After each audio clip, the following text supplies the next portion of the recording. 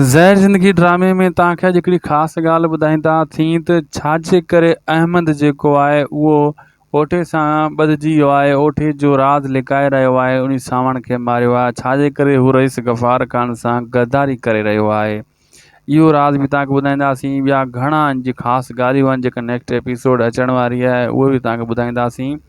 पहिरियां हिन वीडियो खे ज़रूरु पूरो ॾिसिजो ऐं थी सघे त शायदि को सो वीलॉग यूट्यूब चैनल खे ज़रूरु सब्सक्राइब कंदा। अगर फेसबुक पेज ते ॾिसी रहिया आहियो त इनखे फॉलो लाइक शेयर ज़रूरु कंदा।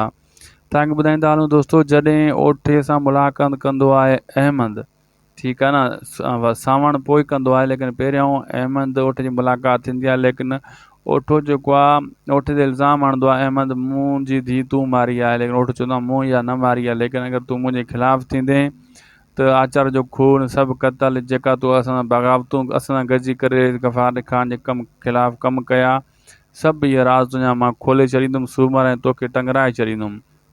हिते अहमद जेको आहे ब्लैकमेल थी वेंदो आहे, ओठो कामयाबु थी वेंदो आहे ऐं पोइ ओठो जेको आहे चवंदो आहे जीअं मां चवां अॼु खां पोइ तोखे उअं ई करिणो आहे।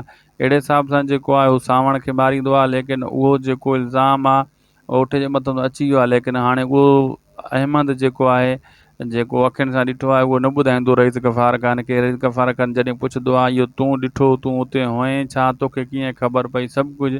लेकिन जेको अहमद आहे ॻाल्हि फेरे वेंदो, चवंदो बाबा मूंखे ख़बर ई न आहे, सूमर वञी सावण खे छो ओठे सां मिलायो, मूंखे ख़बर न आहे, मतिलबु लिकाए वेंदो ॻाल्हियूं। अहिड़े हिसाब सां नेक्स्ट एपिसोड में तव्हां इहो बि ॾिसंदव त हाणे ऐं ओठे जो पीछो कयो वेंदो, जावेद ऐं वारिस ख़ासि करे इहे पीछो कंदा ऐं मीरा इहा ॻाल्हि कंदी ओठे खे, जॾहिं मां मरी वञा मरण खां पोइ दफ़नाइण खां पहिरियों मुंहिंजी लाश सफ़ा दुल्हन वांगुरु सजाए रॿनि ताईं ज़रूरु पुॼाइजांइ या उन खे ज़रूरु ॿुधाइजांइ। इहे नेक्स्ट एपिसोड में तव्हांखे सीन ॾिसण में ईंदा। असांखे ॾींदा इजाज़त, ख़ुदा हाफ़िज़।